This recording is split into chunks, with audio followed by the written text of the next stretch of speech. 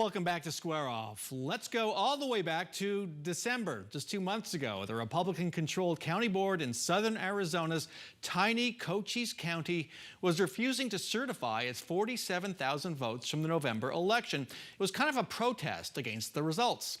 The Cochise County Board's holdout ended with an embarrassing courtroom fiasco, and the votes eventually were certified.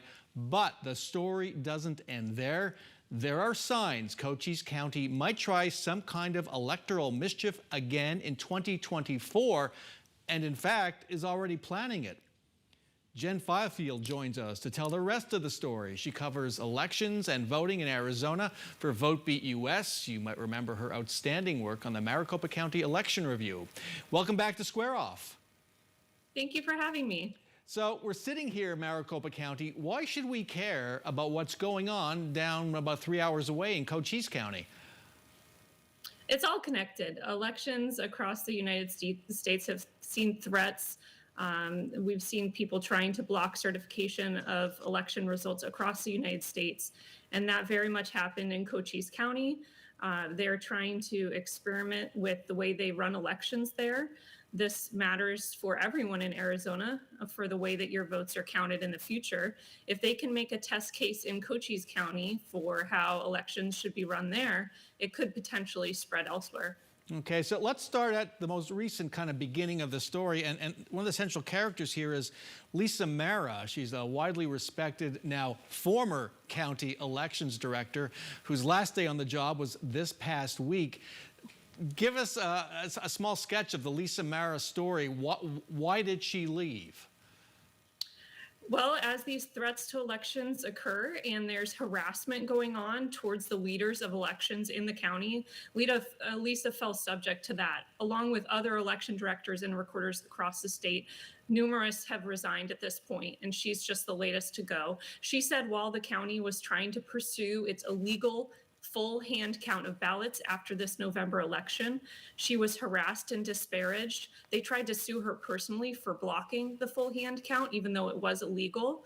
And so she had had enough, and she sent in a resignation letter. The county did not respond to that, and now she's gone. And she might even sue the county.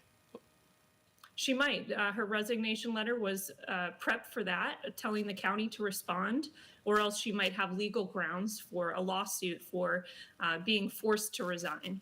And so enter the next character in this story, a man named David Stevens. He's a former state lawmaker, and your reporting shows a connection between David Stevens and his good friend from his days in the legislature, Mark Fincham, far-right election denier who lost the Secretary of State's race.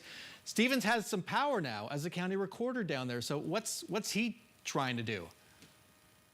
Well, David Stevens for years has been expressing doubts about his own election system and election systems across the country, saying that he isn't sure that they're secure. And so he's been trying to test this in numerous ways. He was supportive of the hand count. He said that he would do it for the county if Lisa wouldn't. And like you said, he's connected with Mark Fincham, who ran his entire Secretary of State campaign on the fact that the election was stolen. He partnered with Fincham for a nonprofit to study elections more. They already are posting misinformation on their website. And he's now trying out ballot security paper.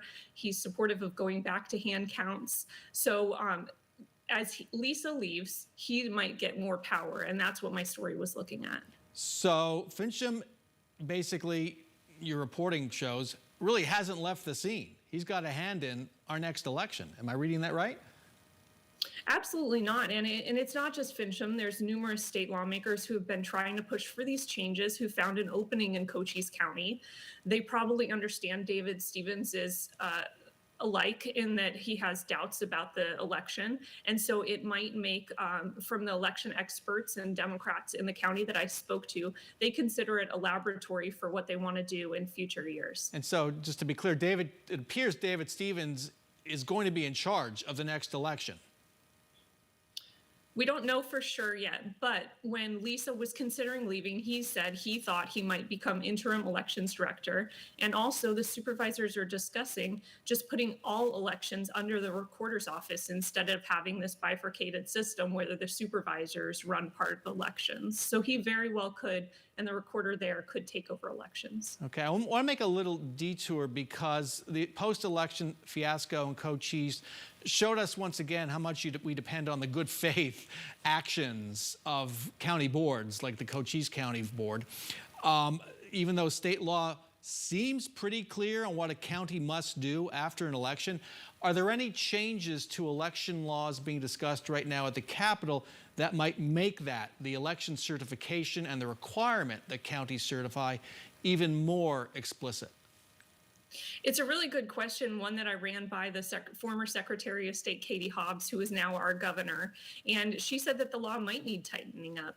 Now, whether she's supportive of this doesn't matter if no law or bill is proposed. What other states do is they say if the county supervisors won't certify, then we'll just leave it up to the Secretary of State to step in. So that could be an option here, but I haven't seen any bills proposed on that yet. And a reminder, 47,000 votes in Cochise County were in jeopardy, placed in jeopardy, and we were asking questions last November, December about whether those votes would even count.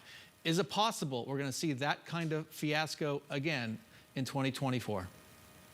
It's entirely possible, but I would say that we have learned some lessons about what happens when that goes to court. They were blocked. They had to certify their election. So I don't like to be more worrisome to voters than I have to be. It was blocked, the attempt was blocked, and we'll see that again if it happens again. All right. Well, as we said last November and December, don't take your eyes off Cochise County. Jen Fifield, great reporting. Thanks so much for joining us. Thank you.